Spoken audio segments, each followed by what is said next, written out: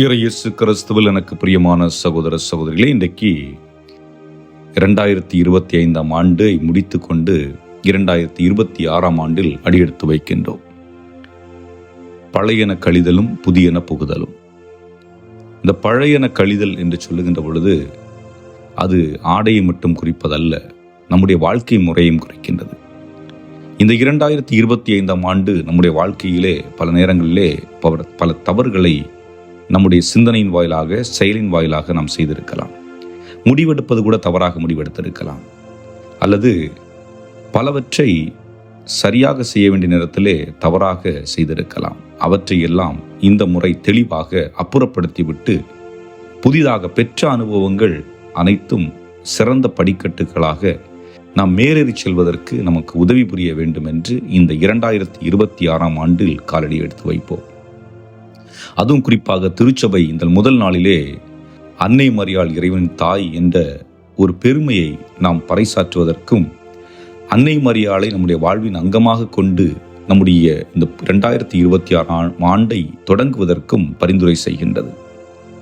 ஏன் அன்னை மரியாளை நாம் நம்மோடு கொண்டிருக்க வேண்டும் என்பதற்கு அடிப்படை காரணம் என்று பார்க்கின்ற பொழுது, ஒரு மனிதனுடைய வளர்ச்சிக்கு பின்னால் பொறுமை இருக்க வேண்டும், தாழ்ச்சி இருக்க வேண்டும், நிதானம் இருக்க வேண்டும்.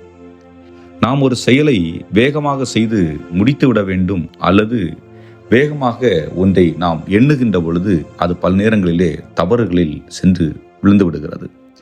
எடுத்துக்காட்டிற்கு, ஏதாவது ஒரு செயலுக்கு திடீரென்று கோபப்பட்டுக் கொள்கின்றோம். இதனால் உறவுகள் பாதிக்கப்படுகிறது.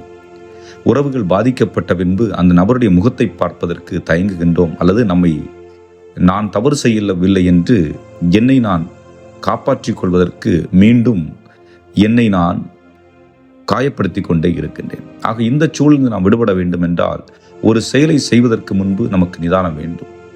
ஒருவர் நம்மை கோபப்படுத்தினாலும், ஒருவர் நம்மை காயப்படுத்தினாலும், அவர் ஏன் கோபப்படுத்தினார், ஏன் காயப்படுத்தினார் என்று ஒரு நிமிடம் நாம் எண்ணி பார்த்தோம் என்றால், ஒருவேளை அந்த கோபங்கள் நம்மை விட்டு போகலாம்.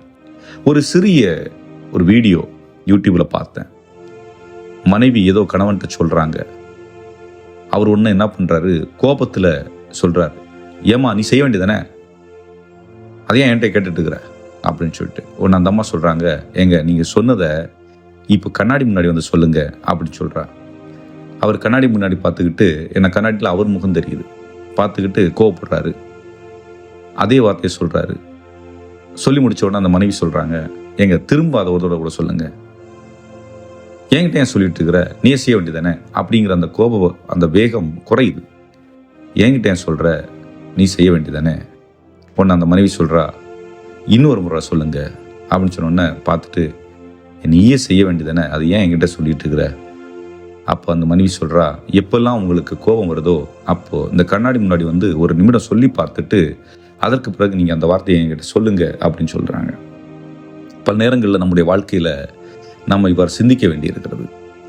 ஏன்னா எடுத்த உடனே கோபப்படுறது, எடுத்த உடனே ஏதாவது ஒன்று செய்கிறது, அது நம்மையும் பாதிக்குது, பிறரையும் பாதிக்குது, நம்முடைய உறவுகளையும் பாதிக்கிறது. ஆனால் அது அன்னை மரியாளை பின்பற்றுகின்ற பொழுது நடப்பதற்கு குறைவாக இருக்கிறது. காரணம் என்ன, அவர்கள் தாழ்ச்சி மிக்கவர்களாக இருக்கின்றார்கள். ஆக அடிப்படையிலேயே நான் உயர்ந்தவன், நான் பெரியவன் என்ற நிலைப்பாடை கொள்ளாமல், நான் ஒரு மனிதன், நான் இன்னொரு மனிதனை மதிக்க பிறந்திருக்கின்றேன், நான் இன்னொரு மனிதனை ஏற்றுக்கொள்ள வேண்டும், அவளிடம் இருக்கின்ற பலவீனங்களோடு நான் அவர்களை ஏற்றுக்கொள்ள வேண்டும் என்ற ஒரு அடிப்படை சிந்தனை அன்னை மரியாளை போன்று நம்மிடம் இருக்க வேண்டும் என்று இந்த முதல் நாள் நமக்கு சொல்லிக் கொடுக்கின்றது. இந்த ஆண்டில் பல்வேறுபட்ட பிரச்சனைகள் வரலாம், பல நல்ல காரியங்கள் நிகழலாம். அதே போன்று கடந்த ஆண்டிலே நம்முடைய வாழ்க்கையில் பல நல்ல காரியங்களும் பல கெட்ட காரியங்கள் நடந்திருக்கலாம். ஆனால் நாம் எதை சுமந்து கொண்டு வர வேண்டும் என்றால், கடந்த காலத்தில் நடந்த நல்ல நிகழ்வுகள், கெட்ட நிகழ்வுகளை அப்புறப்படுத்திவிட்டு கடந்த ஆண்டில் நடந்த நல்ல நிகழ்வுகளை நீங்கள் எடுத்து சுமந்து வாருங்கள். கடந்த ஆண்டில் எத்தனை நபர்கள் உங்களோடு சிரித்து மகிழ்ந்து பேசினார்கள், கடந்த ஆண்டில் எத்தனை நபர்கள் உங்களுக்கு அவருடைய நேரத்தை கொடுத்தார்கள், நேரத்தை உங்களோடு செலவிட்டார்கள், கடந்த ஆண்டு நீங்கள் கஷ்டப்பட்டு கொண்டிருந்த பொழுது எத்தனை நபர்கள் உங்களுக்கு கை கொடுத்தார்கள், கடந்த ஆண்டு தோல்வி தழுவுகின்ற பொழுது உங்களை தட்டி கொடுத்து தூக்கி விட்டவர்கள் எத்தனை பேர் என்று பாருங்கள். கடந்த ஆண்டு எதை முடிவெடுக்க முடியாமல் திணறிக் கொண்டிருந்த பொழுது முடிவெடுப்பதற்கு உதவி செய்த மனிதர்கள் யார் என்று பார்த்து அவர்களை எண்ணி பாருங்கள். ஏனென்றால் சிறிய சிறிய தவறுகள் மற்றவர்கள் செய்கின்ற பொழுது அதை நாம் பெரிய பிம்பமாக தூக்கி பிடித்துக் கொண்டிருக்கின்றோம். ஆனால் அதை இல்லாமல் மற்றவர்கள் செய்த நல்ல செயல்களை எண்ணி பார்ப்போம், அவைகளை நம்மோடு நாம் இழுத்து வருவோம். அதுபோன்று நான் என்ன செய்திருக்கின்றேன், கடந்த ஆண்டில் நான் என்ன செய்திருக்கின்றேன், நல்லவற்றை செய்திருக்கின்றேனா, தீயதை செய்திருக்கின்றேனா, பிறருக்கு உதவி இருக்கின்றேனா, பிறரை புண்படுத்தி இருக்கின்றனா, பிறருக்கு மகிழ்ச்சியை கொடுத்திருக்கின்றனா, பிறருக்கு உடனிருந்திருக்கின்றனா, பிறருக்கு நேரத்தை கொடுத்திருக்கின்றனா என்று சிந்தித்துப்பார். ஏனென்றால் இவை அனைத்தும் நம்மளுக்கு தேவையான ஒன்றாக இருக்கிறது.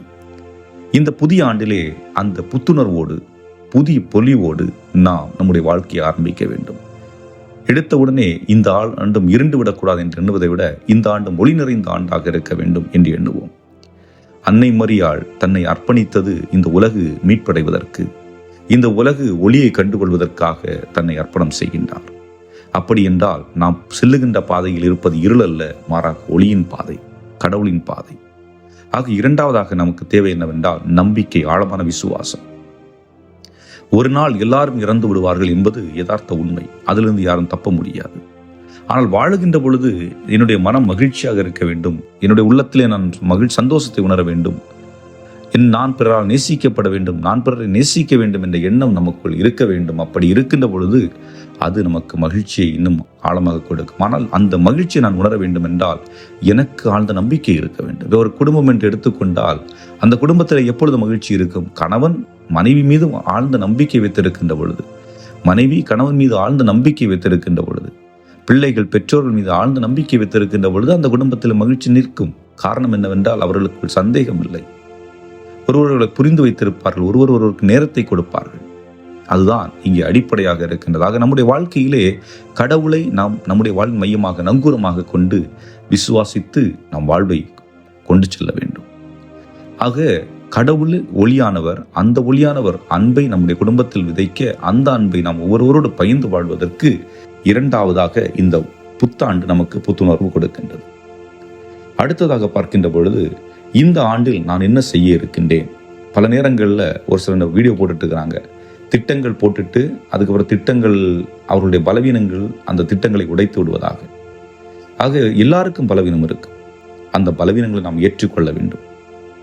மது குடிப்பது ஒரு பலவீனம், சிகரெட் ஸ்மோக் பண்ணுறது ஒரு பலவீனம், அதிகமாக படங்கள் பார்ப்பது பலவீனம், அதிகமான தொடர்ந்து பொருட்களை வாங்கி போடுவது ஒரு பலவீனம், நான் நினைப்பது மட்டுமே நடக்க வேண்டும் என்பது ஒரு பலவீனம், என்னுடைய சுய ஆசைகள் சுய விருப்பங்கள் நிறைவேற வேண்டும் என்பது பலவீனம், குடும்பத்தில் இருக்கின்றவருடைய மகிழ்ச்சியை பார்க்காமல் என் மகிழ்ச்சி நிறைவடைந்தால் போதும் என்பது ஒரு பலவீனம். இப்படி ஒவ்வொருவருக்கும் ஏகப்பட்ட பலவீனங்கள் இருக்கும். அந்த பலவீனங்களிலிருந்து நாம் விடுபடுவதற்கு நாம் முற்பட வேண்டும். அப்போ அதற்கு என்ன செய்ய வேண்டும்னா, முதல்ல என்னுடைய பலவீனத்தை நான் ஏற்றுக்கொள்ள வேண்டும். என்னிடம் இந்த பலவீனம் இருக்கிறது, நான் ஏற்றுக்கொள்ளுகின்ற பொழுது நான் அவற்றிலிருந்து வெளிவருவதற்கு முற்படுகின்றேன் என்று பொருள். ஆக அந்த பலவீனங்களோடு இறைவன் என்னை ஏற்றுக்கொள்ளுகின்றார். ஆகவே என்னுடைய குடும்பத்தில் மற்றவர்களிடத்திலே பலவீனம் இருந்தால் நானும் அவர்களை ஏற்றுக்கொள்ள வேண்டும். அப்படி என்றால் இந்த ஆண்டில் யாரையும் நான் என்னுடைய வார்த்தையாலோ என்னுடைய சொல்லாலோ என்னுடைய செயலாலோ நான் காயப்படுத்தக்கூடாது. முடிந்த அளவுக்கு நேசிக்க வேண்டும், முடிந்த அளவுக்கு உதவி செய்ய வேண்டும், முடிந்த அளவுக்கு அன்பை வெளிப்படுத்த வேண்டும், முடிந்த அளவுக்கு என்னுடைய நேரத்தை கொடுக்க வேண்டும். இவ்வாறு வாழுகின்ற பொழுது இந்த 2026ஆம் ஆண்டு மகிழ்ச்சியான ஒரு ஆண்டாக, அன்னை மரியாளை பின்பற்றுகின்ற ஒரு ஆண்டாக, இறைவனுடைய அருளை மாற்றனை பெற்ற ஒரு ஆண்டாக, குடும்பம் புன்னகை பூத்து புன்னகையை வெளிப்படுத்துகின்ற ஒரு ஆண்டாக, எவ்வாறு செடியிலிருந்து அது முச்செடியிலிருந்து பூக்கின்ற அந்த ரோஜா மலர்கள் நாம் பார்க்கின்ற பொழுது நம்முடைய கண்களுக்கு இனிமையாகவும் நமக்கு முகத்திலே ஒரு மலர்ச்சியும் கொண்டு வருகிறதோ, அதுபோன்று நம்முடைய குடும்பங்கள் பிறருக்கு மகிழ்ச்சி கொடுக்கின்ற ஒரு குடும்பமாக இந்த ஆண்டு இருக்க நாம் இந்த ஆண்டில் ஜெபிப்போம். இறைவன் உங்களை நிறைவாக ஆசீர்வதிப்பாராக. ஆமேன்.